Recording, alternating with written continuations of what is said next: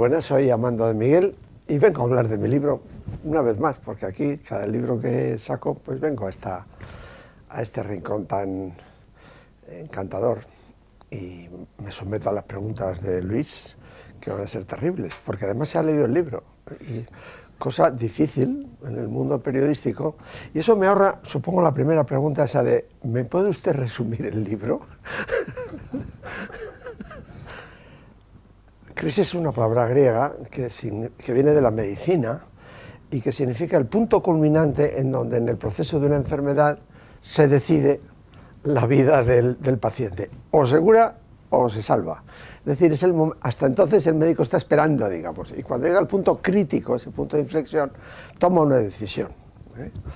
De ahí se ha pasado a que crisis es simplemente que estamos mal. Bueno, pues es una degeneración un poco de la palabra. No está mal, porque crisis está relacionado con un verbo que quiere decir decidir, tomar decisiones. No estaría mal volver a ese origen etimológico y decir, bueno, crisis quiere decir que la enfermedad ha llegado a un punto en donde tenemos que tomar decisiones, y la decisión es darnos cuenta de las causas de esa crisis y por lo tanto los remedios y saber qué significación tiene. Mi impresión es que la crisis es algo más que económica. Ha sido tan fuerte o es tan fuerte la crisis en la que estamos, que yo creo que es algo más que económico. Así como otras crisis, la del petróleo o la del año 93, en fin, hemos tenido otras crisis económicas, eran estrictamente de precios, en fin, y ahora los precios, no, pues el precio del petróleo ha bajado, por ejemplo, es igual, eso no afecta a la crisis, porque la crisis, la actual, es algo más.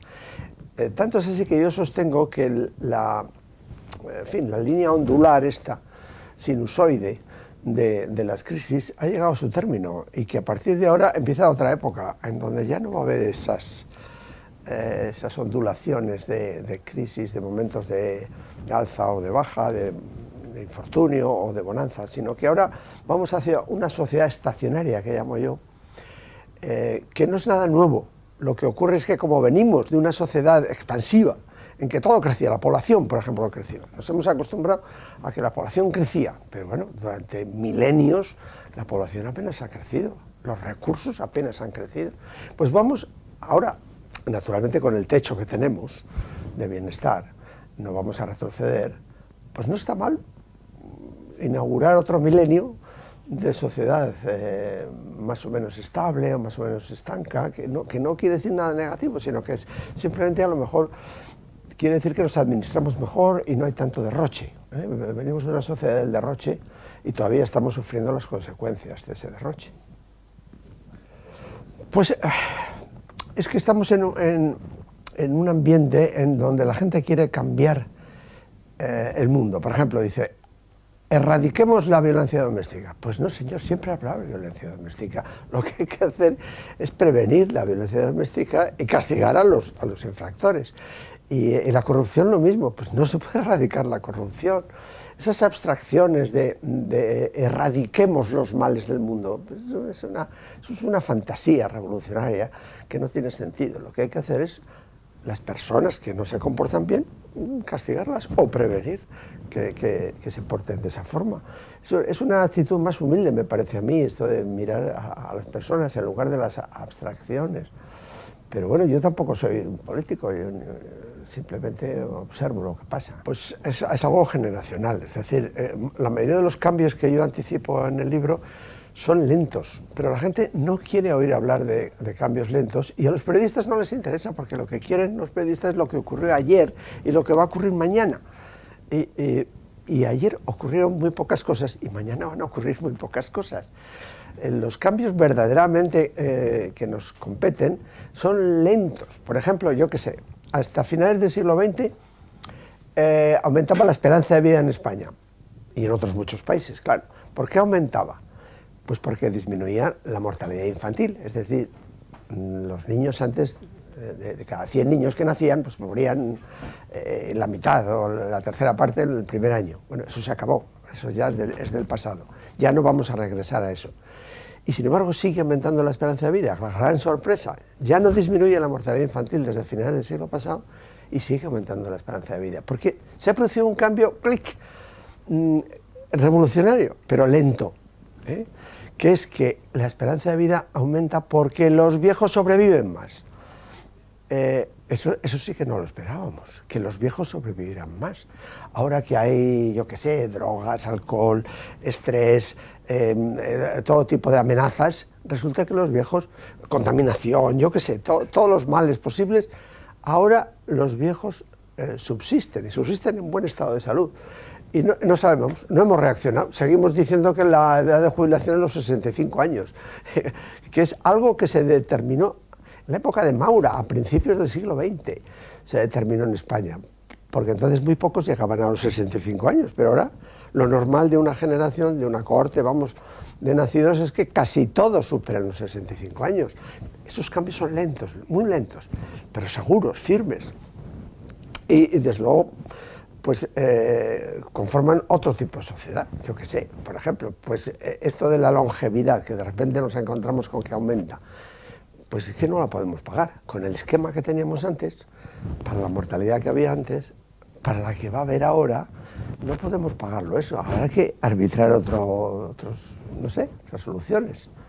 Son cosas muy distintas, pero efectivamente también son cambios lentos que van penetrando sin darnos cuenta. Por ejemplo, hablamos de longevidad, sí, y que hay cada vez más viejos, sí, pero no están en los parlamentos, no están dirigiendo nada. Excepto el Vaticano, que allí sí aceptan a los viejos. Esa es la única institución que acepta a los viejos. Las demás no, las demás es que hay un culto desmedido a la juventud, sin experiencia. Y en el mundo en el que estamos, en que está todo muy automatizado y muy, bueno, que tenemos que confiar en las máquinas, vamos a decir así, la experiencia es fundamental. Pero la desechamos, la experiencia se desecha. Bueno, pues es un derroche de recursos, no cabe la menor duda.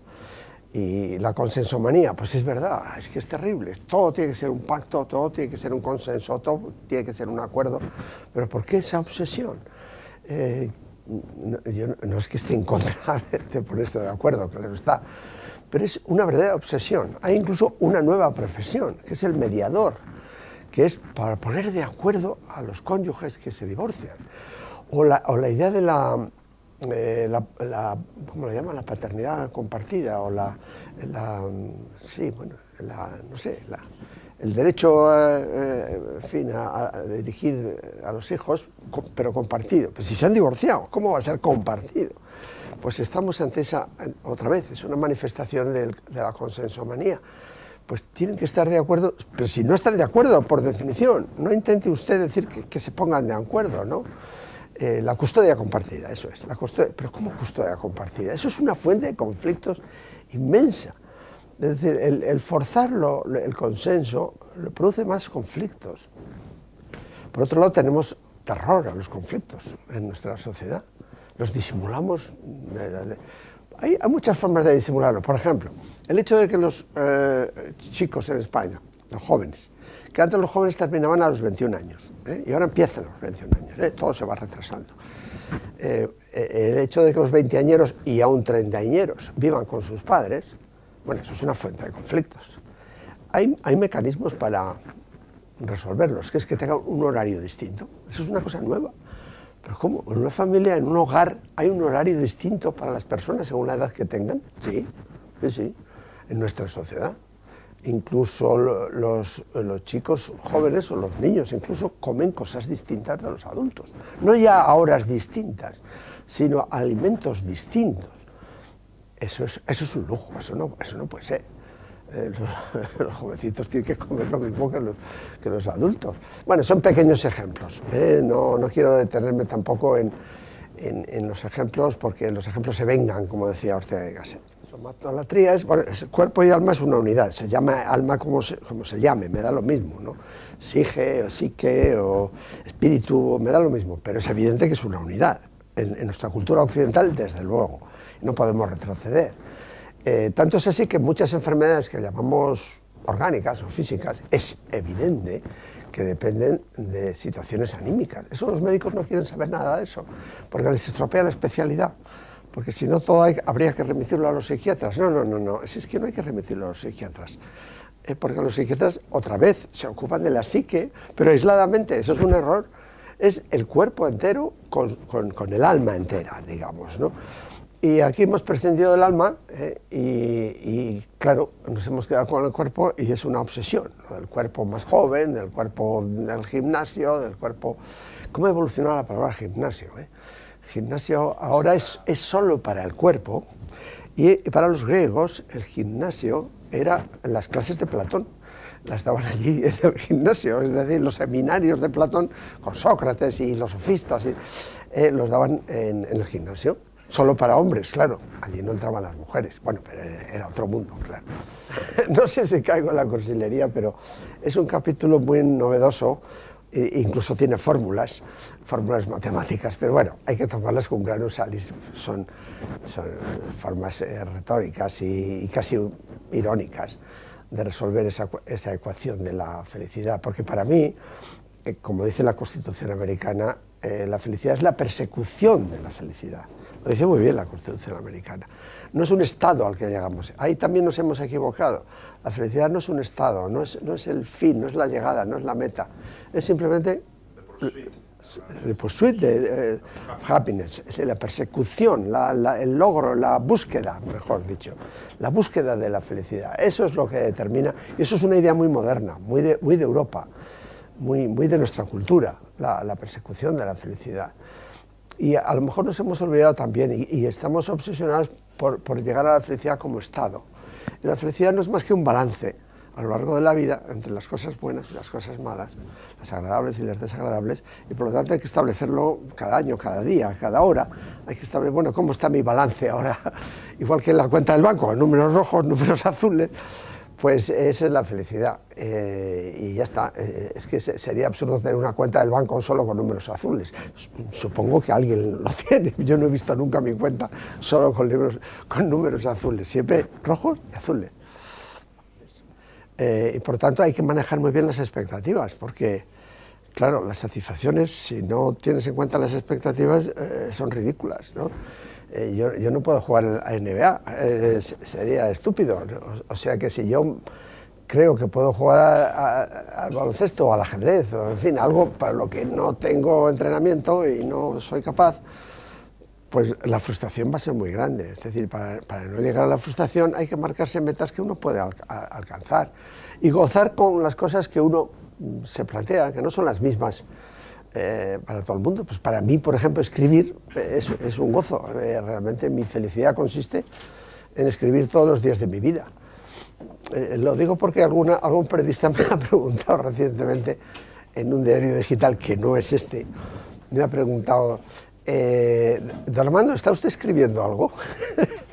Me ha hecho mucha gracia porque, ¿cómo que estoy escribiendo algo? Toda mi vida, llevo 50 años escribiendo todos los días, a no ser que estuviera enfermo o viajando, o en fin, haciendo alguna otra obligación perentoria, pero escribir es parte de mi sueño y de mi satisfacción, y otros lo pueden encontrar en el deporte o en mil aspectos de la vida. Bueno, yo no creo que mi encuesta fuera determinante, pero fue un factor. Es decir, hicimos una encuesta y claramente Ana Botella ganaba por amplia mayoría, pero no la suficiente para gobernar, ¿no? Y luego pues dimitió o se fue de la carrera. Pero supongo que después de esa encuesta el efecto de Podemos ha dejado muy anticuados los datos de la encuesta, ¿no? Porque entonces no existía, hace un año no existía, aunque no un año, pero sí 6 meses, yo ya escribí que el fenómeno Podemos iba a ser como está siendo exactamente, elección tras elección, iban a ir subiendo con una organización tenaz, con mucho dinero, desde luego, y manejando la efolatría, esa de la adoración de los jóvenes, lo manejan muy bien, y lo están haciendo exactamente como yo predije. Ahí no me equivoqué, pero me he equivocado en otras muchas cosas, la verdad, pero en esta no. Vamos a ver, yo he hecho algunas encuestas y, bueno, muchas, no algunas, desde hace 40 años, y sé distinguir una encuesta de la que me fío y otra de la que no me fío. Por ejemplo, una encuesta que tenga decimales no me fío, y todas las que leo tienen decimales, por lo tanto, bien es verdad que a veces la persona a la que le haces la encuesta te dice: por favor, ponme algún decimal, y se pone porque el que paga manda, ¿no? Pero es una perversión del método el poner un decimal, porque el error de muestreo y todo tipo de errores que tiene una encuesta es tan amplio. Por eso las encuestas que están saliendo, pues hombre, algunas me fío más y otras me fío menos, pero es evidente que Podemos está avanzando con independencia de las encuestas, ¿no? Eso es algo evidente, ya digo que estaba escrito.